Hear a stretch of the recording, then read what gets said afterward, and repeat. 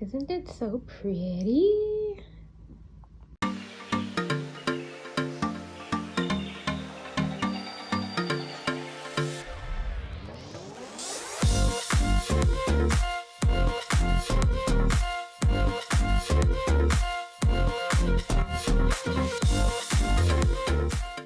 What's up, guys? It's Andy, and from the beginning of the video, you can obviously tell I got engaged. So I will put in maybe a couple pictures from that. Paul had planned a photo shoot for us to do Christmas cards because I've always wanted to do Christmas cards to send out to our friends and family. And I was kind of suspicious because it was the middle of summer. But it was still a huge surprise, and I am so happy. I absolutely love my ring and I love showing it off. So just had to throw that in here. And it's been a while since we've talked, so I figured I would give you an update. Also, along with a new fiance, we bought a house. So I will insert a picture of what the house looks like. We are going through the process of closing on it right now and figuring out what we want to do with it to make it our own. And we just had a bunch of people out for quotes because the house does need work. It's been a rental for a long time and the person lives overseas, so they haven't actually been in the house for years. So we are just kind of hoping that the price tag is not too high on that, because obviously by the title of this video, we are on part 2 of the Finding My First Horse series, and I am so excited to kind of walk through what's been happening behind the scenes. I've been so terrible about keeping daily vlogs and photos and ads and conversations, so I'm going to do my best to insert as much information as I can and hopefully make a good video for you guys. So the main way I basically was looking at horses was through Facebook. I did spend a period of time on a couple different websites online looking at horses, but it seems the most current ads are usually on social media. So I did utilize Facebook a lot.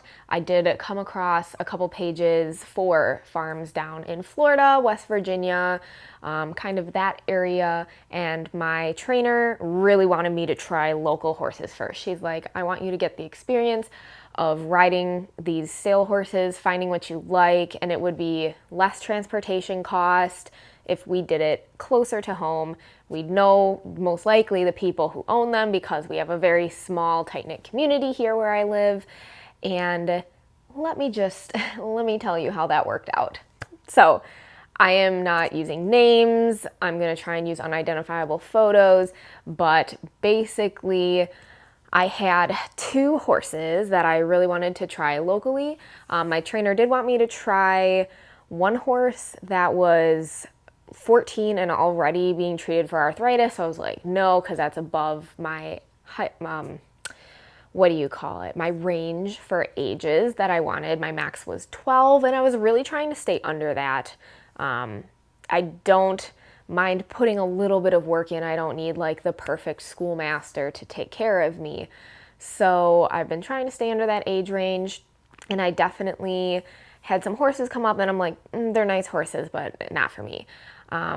There was another thoroughbred that was close in proximity, but was only 3 years old, which was under my age range of 4 because I want to be able to jump. And I really don't think horses should be jumping until they're at least 4 years old, if not older. So we had set up 2 horses to see. One owner actually reached out to me and my trainer in a group chat because she's kind of been on the fence about selling her 4-year-old thoroughbred. So he was 4 years old. He was, I don't know if he was a paint cross, but he was a colored thoroughbred. So he had very tall white stockings and markings on his belly, and I've always wanted a horse with 4 chrome legs. Like, that was my dream horse, and his facial markings were so cute, and I'll see if I can find a picture. And I was really excited. We had a day set up to go see him. I'm like, I felt it. Like, I consider myself pretty empathic, so I can kind of like sense vibes about situations and people and animals. And like, just his eyes in the pictures gave me a feeling. That's the best way I can describe it. So we set a date to try him, and then the owner messaged us the next day and says, hey, it's Father's Day weekend, we're actually going away, so can we reschedule? So we're like, yeah, Monday would be fine.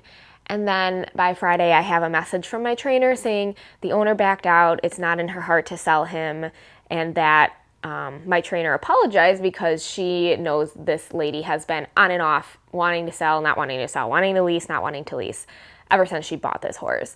So I was devastated because I was really excited about him. So then there was another horse we were going to try, but he is from a farm that does a level circuit showing. And trying to find a day to get to a barn that is always at shows in the middle of the summer is extremely difficult. And it's not like any of the shows were near us. You know, we do B circuit in this area. So unfortunately, basically, I had been looking for horses online as well. And I told my trainer, I'm like, look, we are waiting for this person to hear back on going to try this horse for like 3 days now. They haven't contacted you back. I am just getting tired. I'm getting tired of all this in-person shit not working out. Excuse my language. And I don't care if the horse is local. If I find a nice horse that's got videos, you think it looks good, we can get vet records on it, I'm willing to just transport the horse here and buy it, and then have obviously vet, chiro, body work done on it when it gets here.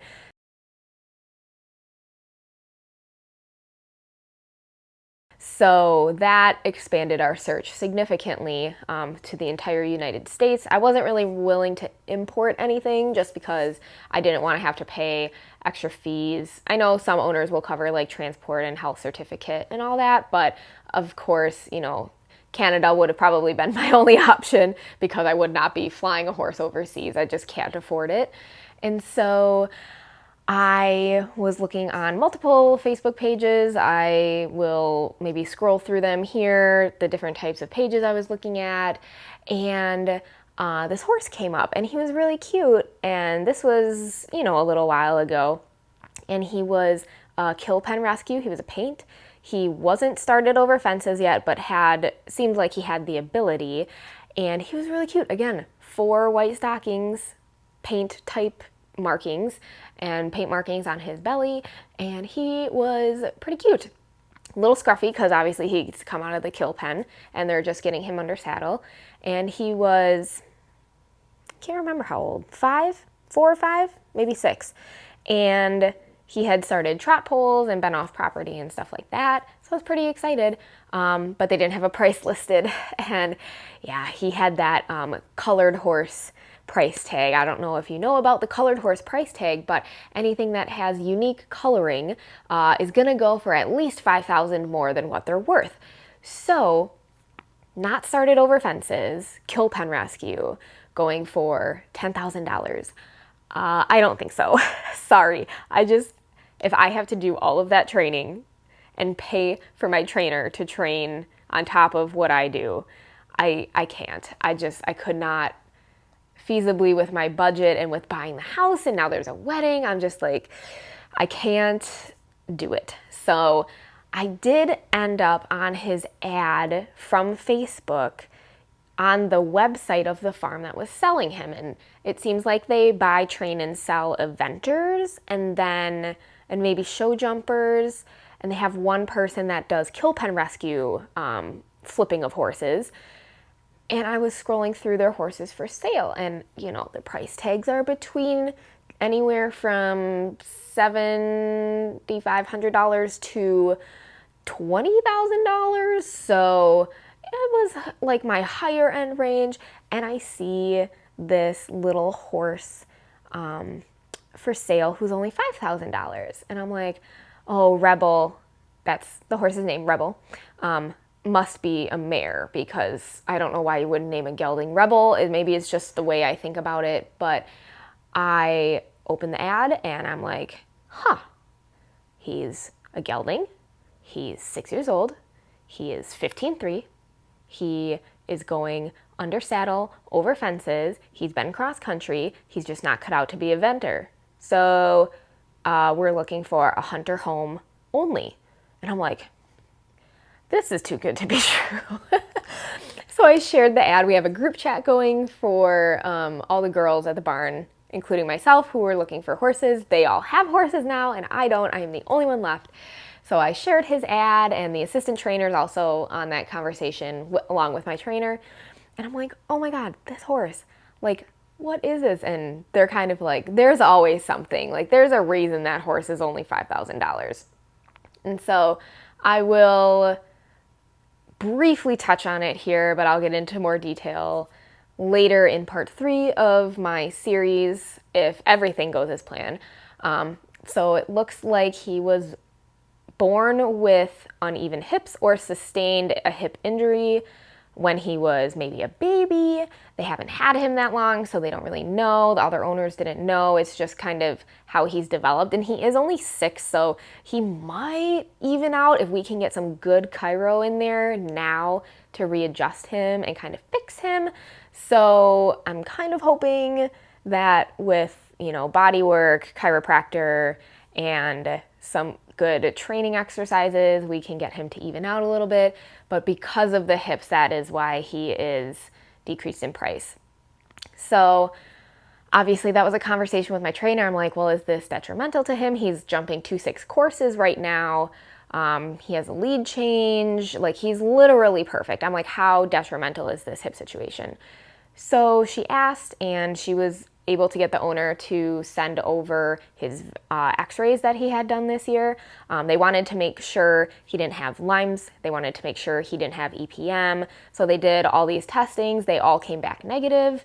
And so they think it really is just the hips. And because he's uneven and unevenly built up muscle now, he doesn't like to move forward sometimes. She says 90% of the time he's great. So I think with, body work, which is maintenance I was already planning on doing for a horse, he could be a really nice horse, and he's young. So there's a lot of room for improvement. I paid the Wisconsin Equine Clinic to actually take a look at his radiographs. They were mostly of his spine. She said they were unimpressive, which is something you want to hear on x-rays. You don't want to hear that there is something there. So they are perfectly clean. They look great. No signs of kissing spine or any shift in the vertebrae. So he was cleared there. We kind of did a phone consultation and talked about what I wanted to do with him, how old he was, that sort of thing. And we decided that she, as with the info she had, approved that he would be capable of doing what I'm looking to do, which is jump, hunters up to 3 foot. And so I told my trainer, and my trainer is in contacts with the owner, getting a sales certificate and contract all lined up. I have been looking at haulers online, which has been interesting. I did budget for $2 a mile because I heard that's the going rate. The first person to reach out to me quoted me $800, which I'm like, yes, please, because everybody else has been $1,500 or higher. So I, at the end of the day, it's a horse. It's 1 day of travel. This hauler takes really good care of his horses, but everybody else is so expensive because they have like air-conditioned box stalls and it's not something that I need. A horse is a horse, and if it's well taken care of during transport and has access to food and water, I think it's fine. So I'm very excited to hopefully have a part 3 coming soon of me introducing you to my new horse. So lastly, to wrap up this vlog, I wanted to kind of go through the things that I still need to buy for a new horse.